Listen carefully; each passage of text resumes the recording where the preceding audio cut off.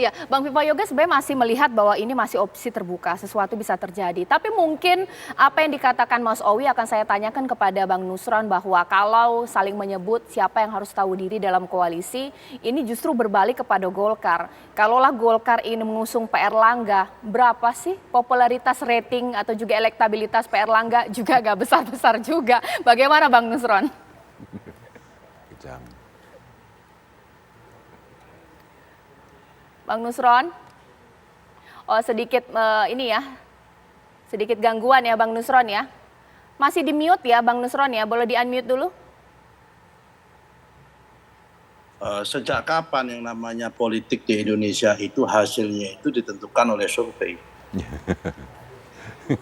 Kalau kita mengacu pada hasil survei, yang namanya P3, yang namanya PAN, itu udah kapan tahun udah dianggap nggak pernah lolos dalam parliamentary threshold. Ya kan, karena itu kalkulasi darat itu selalu berbeda dengan kalkulasi dengan kenyataan. Nah, tapi itu urusan yang lain lah. Tapi sebetulnya begini, kita masih banyak opsi lah ya, karena ini politik masih panjang. Kita yang minimal katakanlah kalau toh P3 itu memang nanti pamit, skenario-nya itu P3 itu pamit baik-baik, kemudian cerai baik-baik, tinggal gono gininya kita atur nanti. Nah kan gitu. Nah, nanti saya sama Awik ngatur gono gininya nanti begitu. Kita masih bisa berhubungan baik dengan bisa melanjutkan proses kerjasama politik ini dengan PAN.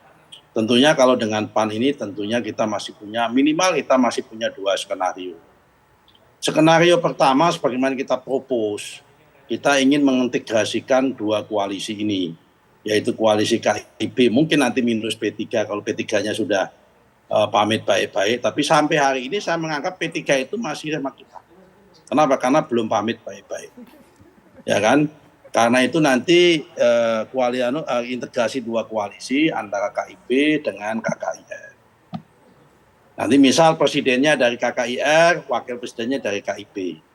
Nah siapa dari presidennya dari KIP? Biarkan nanti itu berunding antara ketua umum yaitu Pak Erlangga dengan Pak Julhas. Ya kan, sampai pada titik tertentu itu berunding. Tapi kalau kemudian dalam putaran tertentu skenario kedua harus maju sendiri juga nggak ada masalah. Ya dilanjutkan Pak Erlangga dengan Pak Julhas dan sebagainya. Ya kan, jadi sama-sama politik ini masih sama-sama dinamis. Ini kan pertarungannya masih di bulan November saja ini pendaftaran. Masih ada waktu di bulan Juni, Juli, Agustus, September. Oke. Masih 4 bulan. Baik. Kalau kata orang Madura itu Belanda masih jauh, sehingga kita masih bisa melakukan simulasi-simulasi. Siapa tahu nanti dalam perjalanan tiba-tiba ada surveinya berubah, berbalik karena Pak Owi tadi menggunakan rumus survei, ya kan, tiba-tiba dapat wangsit dari mana, ikut, ya itu alhamdulillah. Oke, ditahan dulu Bang Nusron. Soal begitu, saya kira ini masih cair dan nggak ada masalah soal masalah itu. Kita masing-masing kita jalankan, yang penting komitmennya adalah pemilu ini berjalan dengan demokratis, bermartabat, yang jelas kita ingin menghindari adanya polarisasi politik. Ya kalau kita diminta gabung ke Pak Ganjar, kita ini ingin menghindari polarisasi politik kok. Kita ini ingin membangun KIP bersama koalisi besar ini dalam rangka menghindari polarisasi politik, tidak cebong, tidak kampret, ya kan, tidak sekuler, tidak religius, tapi kita ingin menghentikan politik identitas, politik polarisasi. Nah kalau kita ikut salah satu, baik kanan maupun kiri, sama aja kita ingin melanggengkan fenomena yang tidak sehat di dalam proses demokrasi kita di 2 pemilu ini, yaitu pemilu tahun 2014 dan pemilu tahun 2019. Saya kira itu, Mbak. Oke, mungkin sekarang ke Kang Ujang ya, boleh ditanggapi sebenarnya lebih memungkinkan, menguntungkan untuk Partai Golkar dan juga PAN ini merapat kemana sih? Apakah sesuai dengan teman sekoalisi P3 merapat ke Pak Ganjar atau PDIP? Ataukah mereka merapat ke Prabowo, merapat ke Anies, alih-alih mengusung Capres dan Cawapres sendiri? Ya, saya sih melihat indikatornya 2. Yang pertama rasionalitas.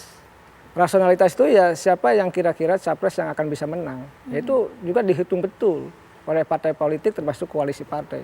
Ini nggak bisa kita munafik di sini. Pasti semua koalisi yang dibangun apapun itu gitu ya, mau koalisi KIB, koalisi Ganjar gitu, koalisi katakanlah Gerindra, PKB, termasuk koalisi perubahan katakanlah, itu pasti mengejar kemenangan. Nggak ada itu, tidak ada 1000 alasan untuk menjelaskan kekalahan. Yang pasti semua konstruksi koalisi yang dibangun adalah untuk kemenangan. Jadi yang dihitung rasionalitas ini, siapa yang akan menang itu pasti. Yang kedua kepentingannya, kepentingan sama enggak nih, ya kan? Ya kalau kita bicara misalkan ideologi ya, bicara ideologi, tapi jarang sekali berbicara ideologi. Tapi bicara kepentingan, kepentingannya itu ya misalkan ya apa visi misinya, misalkan programnya sama tidak, atau secara lebih jauh lagi ya terkait dengan pembagian kekuasaan power sharing ke depan. Siapa mendapat apa, kapan dan bagaimana. Itu paling 2 hal ini yang saya lihat ya untuk bisa melihat mengkalkulasi sebenarnya kemana arah dukungan misalkan Golkar dengan PAN. Pasti akan rasional. Saya pernah ketemu juga dengan ya Pak Zulhas diskusi gitu ya. Mengatakan ya PAN juga pasti akan rasional. Dalam konteks dukung-mendukung itu, nggak ada yang mau babak belur untuk kalah. Nggak ada misalkan yang lemah, ya, yang misalkan mohon maaf memiliki elektabilitas standar, yang biasa-biasa saja didukung. Ya kita belajar pengalaman 2004 misalkan, jauh ya kita Pak SBY menang. Itu apa faktor, indikator, parameternya adalah tetap elektabilitas. Pak SBY waktu itu naik turun ke angka 60, bahkan mengalahkan bosnya, kan kira-kira begitu.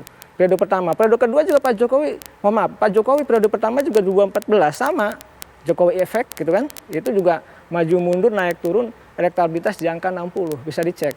Artinya tetap standar dalam konteks pertarungan langsung, itu tetap pada nilai elektabilitas, suka tidak suka. Ya, ataupun memang ada yang elektabilitasnya dibuat-buat, ada lah memang, tapi kan kita tetap standar parameter ukuran umumnya bahwa ya yang punya kemungkinan menang itu di elektabilitas. Betul tadi Pak Nusron Wahid bahwa misalkan kalau standarnya survei PAN dengan P3 sudah lama di bawah ambang batas, tapi faktanya selalu ada di Senayan kan begitu. Nah, itu ada pengecualian dalam konteks itu, ada margin error dan lain sebagainya. Tapi bagi saya tetap standar ukuran capres itu tadi Golkar dan PAN akan rasional dalam konteks menentukan apakah ke Pak Ganjar atau ke Pak Prabowo, dan tadi kepentingan itu. Jadi rasionalitas dan kepentingan menurut saya menjadi sesuatu yang sebuah keniscayaan yang dibangun oleh kedua partai tersebut.